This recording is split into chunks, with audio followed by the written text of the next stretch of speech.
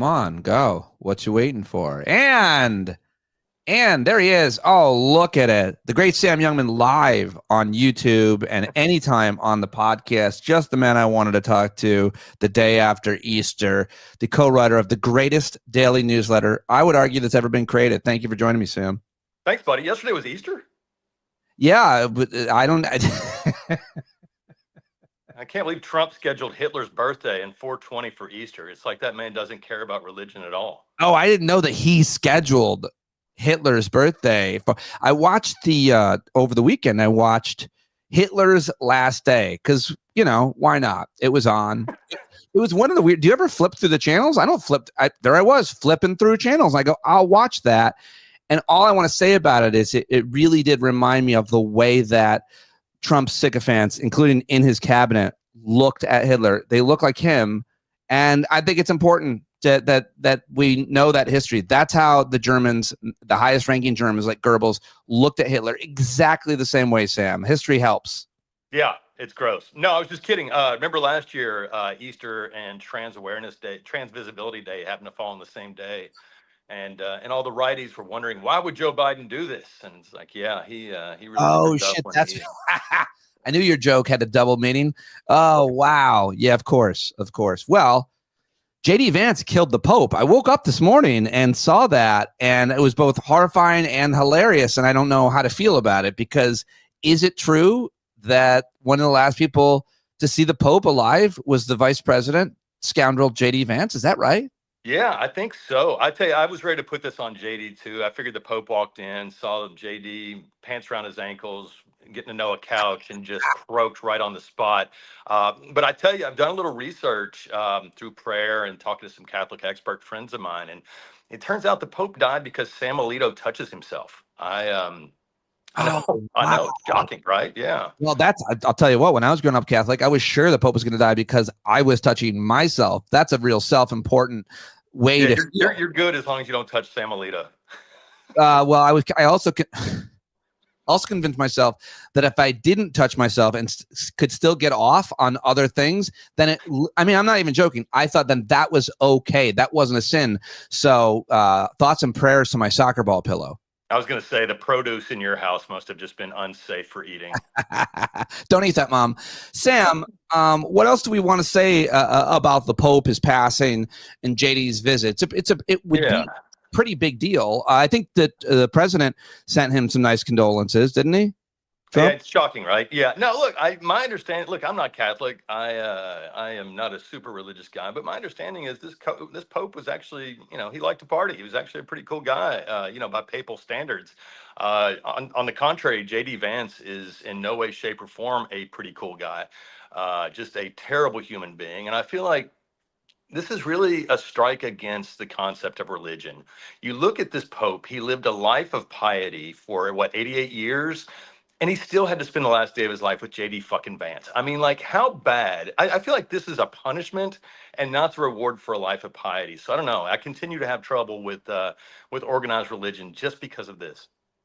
I do too. I mean, I have people saying all these nice things about the Pope, and I'm like, fine, he was the best Pope, but what's the standard? And the institution itself is the worst of the worst. I grew up in it. I think it's horrifying. And until this Pope or any other Pope is going to fight for women to be equals, I'm really just not that interested. Yeah, no, I'm with you. I think Tommy Chong would make a great next Pope, and that's who I'm pulling for. Yeah, who would be the next Pope if we could pick? The people is a fun exercise to discuss. JD Vance, though, continuing to struggle. I mean, he can't get anything right. He couldn't even hold the college football national champion Ohio State's trophy without it breaking. It seems like every time he comes out in public or pops his head out on social media, he just loses. He's a big loser. Yeah, huge loser. I have to say, I was going to say we were too hard on Dan Quayle, but not really, because he's an asshole who attacks single moms. But it is kind of wild how the only even moderately competent Republican vice president in the last few decades is the guy who shot somebody in the face while he was vice president. Like Dick Cheney was like the only competent vice president. I can't say enough bad things about JD, But I always think about the video of him sitting on stage when Trump was speaking on support of his Senate campaign. And he said, JD can't stop kissing my ass. And JD just sat there laughing and taking it. Yep. And I just feel like, after that, like, isn't a daily public humiliation just kind of par for the course? It's a really good point that anybody that pleads any kind of loyalty or allegiance to Donald Trump, much less now they're wearing Mao pins. I'm sure you covered that. Some of the cabinet secretaries, including the head of the FCC, has a little golden pin with Trump picture on it. And that's exactly what Mao did and other sycophantic authoritarian losers. And now, anybody who works for him, took the job, says yes, especially after Trump won, they're disgraced. And so we move on to the potentially worst Secretary of Defense of all time. It looks like Pete Hegseth, according to news today, is a dead man walking. Yeah, I'm going to quibble with that. I don't think he is. I think Trump would happily see every single U.S. man and woman in the armed forces die a painful death before he would admit that he was wrong about his drunken jackass neo-Nazi Pete Hegseth. It's just that's where we are right now. I mean, Hegseth is a disaster. Never should have been confirmed. But I think, and he's not wrong. If Trump gives on any one of these things and admits he's wrong, about tanking the economy or putting an anti-vax brainworm nut job in charge of HHS or putting a drunken weekend Fox News host in front of the Pentagon, then the whole house of cards comes crashing down, right? Like if he admits even a slightest little sliver of reality, if he lets even a slightest little sliver of reality in, he's toast. So we got to live in the fantasy land. We've only got another 3.5 years to go. Do you really honestly think that Hegseth or other cabinet secretaries are not going to be fired or for whatever other reason dismissed by this president? Do you think because what you just said, and I think it's possible that he refuses to ever admit he was wrong. Obviously, in Trump 1, he fired everybody. Yeah, no, and this isn't just me. This is reporting from Gabriel Sherman, who really knows his stuff. But I mean, the reality is Trump just doesn't want to give the press a scalp. When I saw, the only people reporting, the only outlet that is reporting that Hegseth is on his way out is NPR. And if you think Trump's going to fire Hegseth now instead of just taking the opportunity to prove NPR wrong, I feel like you probably haven't been paying attention the last few years. I mean, that's what matters. The only thing I think that would get any of these idiots fired is if they criticize Trump, if they criticize, if they admit the truth about his tariffs, if they admit the truth about Hegseth, if they admit the truth about any of it, that gets them canned. But other than that, I think they're in for a penny, in for a pound. Crazy to hear that apparently Hegseth had a signal chat with his brother and his wife and several others where he was sharing secret information as well. Apparently, Politico has a story of one of the guys that just got forced out for leaking. Apparently, they caught him. Well, this guy's now written his own piece at Politico disparaging Hegseth and says that the Department of Defense, the Pentagon, is in disarray. That's scary to think. Yeah, it is. Although I would say let's consider the source. I mean, this guy didn't call himself anonymous because that was already taken, so he's just calling himself asshole. Keep in mind, this is the dude who was like involved in the whole Jackie Robinson thing. So like, it's not a den of thieves. It's a den of absolute scum. And when one of them's pointing fingers at the other one, you kind of have to assume they're both. Yeah, I'm always reminded. There's a Family Guy sketch where Maggie and Jake Gyllenhaal are arguing over who is the worst, and their dad comes and he says, "Kids, you're both terrible." And that's kind of how I feel anytime one of these intramural fights starts in the Trump administration. It's like there are no heroes here. It's a great point, and thank you for pushing back slightly on my reverence toward a recently forced out Trump Secretary of Defense aide, because that's absolutely right. You note in today's big stuff, there are 561 days until the midterm elections. Well, Sam, a lot of people are saying that the tide is turning, or some other similar phrase on Trump. And that has to do, I think it's fair to say, with the economy, this ridiculous tariff trade war that he has started, and of course, just deporting people who have committed no crimes. What do you think about those who are saying, you know what, I think he's turning ripe. I think it's looking bad. The sun is coming down, or any other. The walls are closing in. I would say I've heard that song and dance before, and I've still got to look at that orange ass every damn day. Adam Serwer at the Atlantic keeps making a great point on Blue Sky that he'll believe people are actually turning on Trump when they stop voting for him. And I have to say, I feel the same way. Yeah, I'm not surprised people are turning on him over the economy because he's fucking up the economy pretty royally. I'm not surprised he's losing points on immigration because these are some pretty ugly headlines. But the truth of the matter is, when you dig through these polls, and even the polls that show Trump's approval rating cratering, the generic ballot between House Democrats, House Republicans for next year is still pretty even. It's nowhere near the landslide right now that you'd like to see. The good news is we've got time to run it up. But I think it's just I think that there are a lot of us who are going to have to accept some very ugly realities about our country and the people we share it with, Yeah. that we don't necessarily want to believe. We want to believe that they were all fooled into supporting this. We want to believe that they just didn't have enough information, that they just didn't see, that they were really busy on January 6th. They just didn't see what happened that day. And I think the reality is we're going to have to sort of embrace the truth and live with the truth that a lot of people like this guy and they like that he's an asshole. I appreciate you saying that and the way that you said it. I think it's always an important reminder that if we haven't already come to that truth, then we're going to have to. So no matter what happens, not to mention the actual damage that has already been done that can't be undone, like cutting funding for USAID, cutting veterans care, cutting, most importantly, maybe research funding and grants, the damage and threats to, I suppose you could undo the lawyer, the law firm and the threats to certain universities, but a lot of it can't be undone. And we're seeing so much of that happening. Let me just stay, though, on the tide is turning for 1 second, because I want to ask you about Democrats and their reaction. You and others, including myself, celebrating and showing respect for Chris Van Hollen for what he did going to El Salvador today. I learned from your newsletter today's big stuff. Maxwell Frost leading another delegation of Democrats down there, although Republican James Comer don't like it. He don't like it. Only Republicans can go and have photo ops in front of tortured prisons. Those with the most face tattoos, please come to the front. That was somebody else's joke on this show, though. So the question is about those who are saying we shouldn't be focused on this immigration stuff. It doesn't look good for us. Let's not take the bait. Let's focus on the meat and potatoes, the economics, the pocketbook stuff. I think Gavin Newsom and other Democrats are saying that. What do you think of that fight? I think Gavin Newsom was really bold in going out of his way to lose the Democratic primary a few years before it even starts. I've been applauding Chris Van Hollen a lot these last few days. But on Meet the Press yesterday, when he said, Americans are sick of these stick your finger in the wind politicians, I think he nailed it. To me, the thing about Trump is Trump's a very dishonest man, but because he isn't poll tested, because he doesn't use Politico speak, he sounds like he's honest. He just sounds different than what we're used to hearing. To me, authenticity is the new coin of the realm when it comes to politicians. Somebody who can't tweet for themselves, somebody who can't speak for themselves, somebody who needs poll numbers and a press secretary to do it for them is going to struggle in this new environment.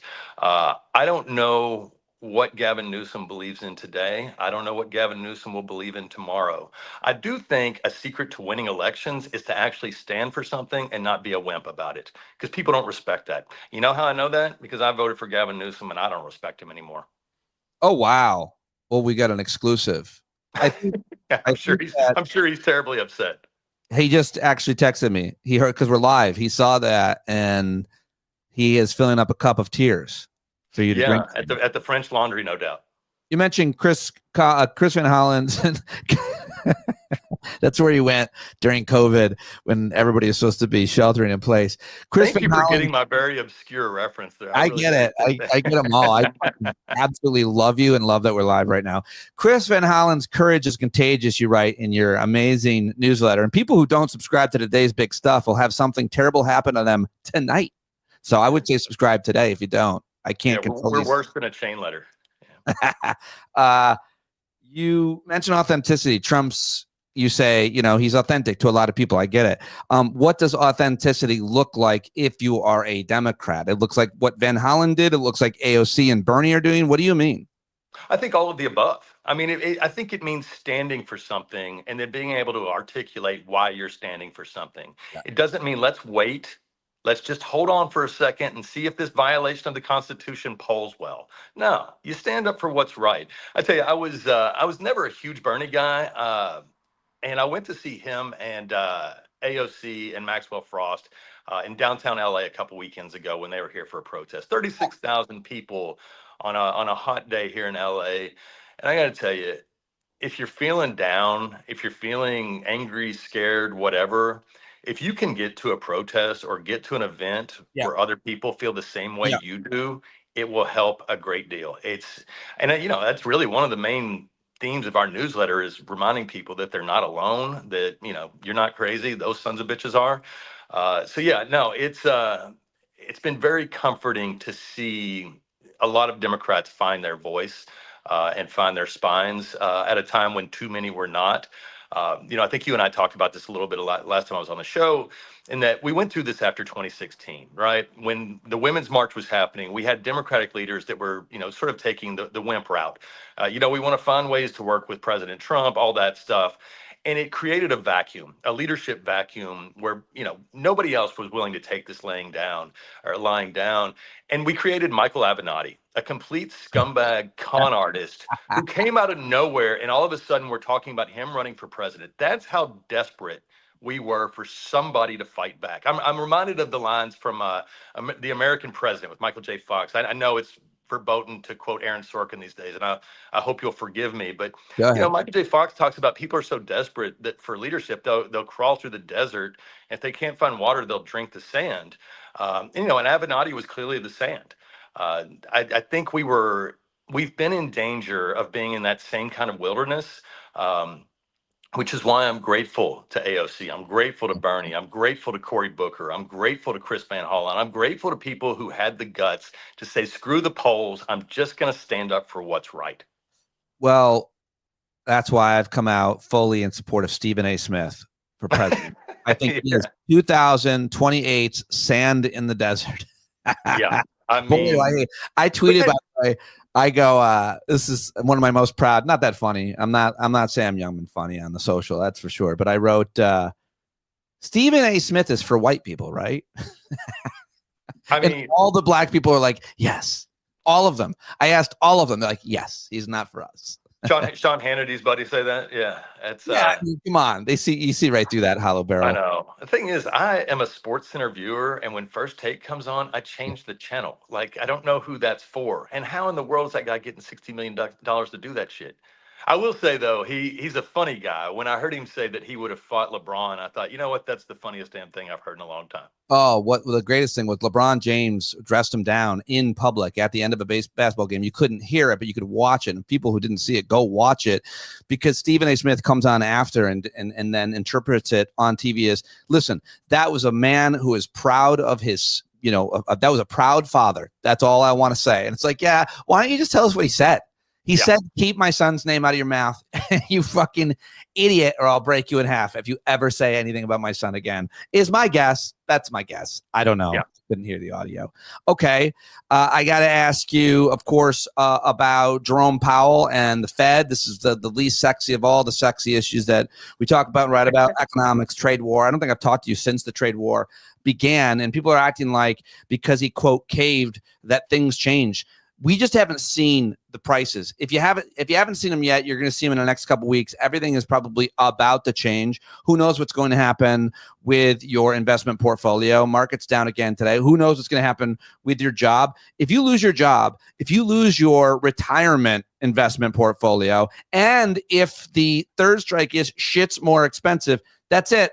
That's a wrap, I say. What do you think of my prediction? I hope it doesn't happen.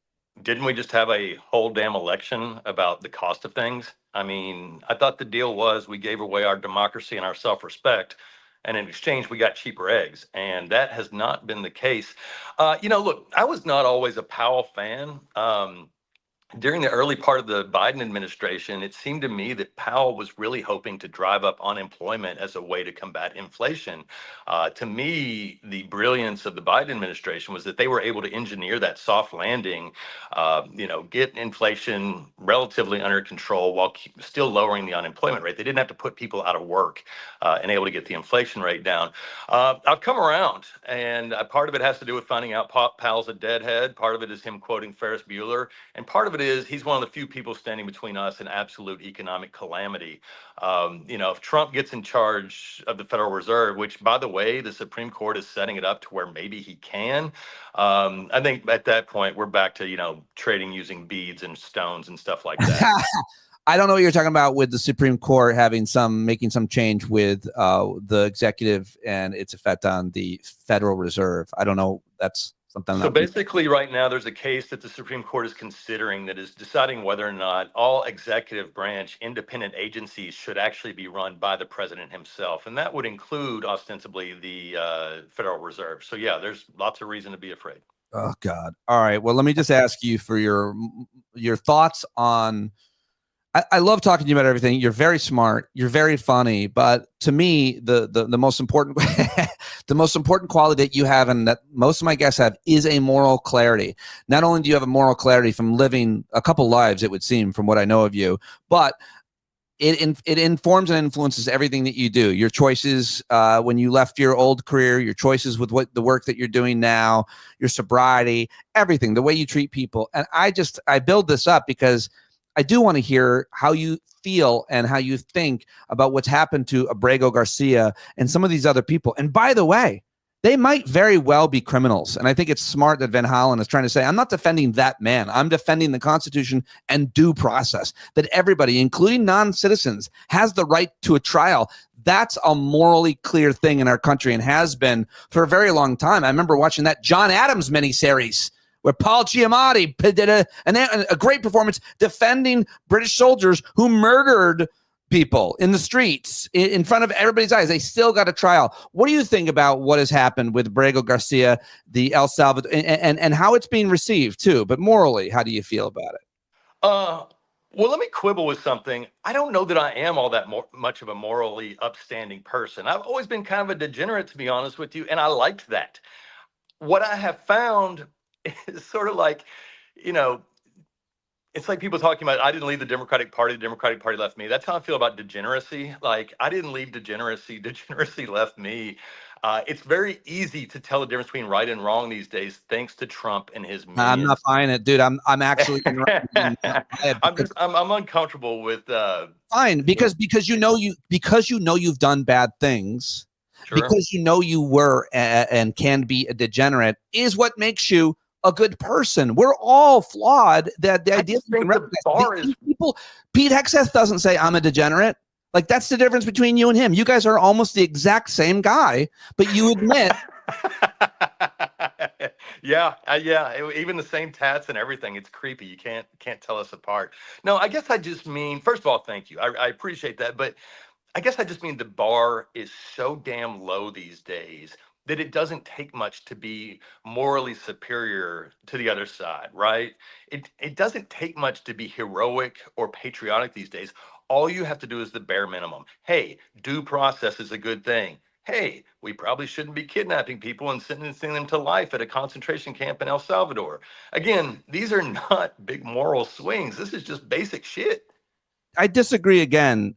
Because while it doesn't take much to recognize right from wrong, I agree with that. It does take a lot to stand up. And that's true because you know that in my town, what happened to me. So locally, if you take a stand about what you believe is right, you could be marginalized. Your family could be marginalized. If you do it on social media, you could lose your job. And if you do it publicly, they could come for you. People increasingly are worried. So I do think that I'm splitting the difference, which is it should be easy to know what is right and what is wrong, but it sure as hell does seem harder to stand up and publicly demand change. People are afraid of standing up right now, both in the private sector and just publicly because of what this administration now is doing to people. Yeah, I mean, and you're not wrong. I mean, we heard Lisa Murkowski, senator from Alaska, say just last week that, she's afraid that other people are afraid of, what happens if they take a stand. I guess what I would say is America's worth it. Like, we're not the first people in the history of this country who had to put everything on the line to try and make this a better place.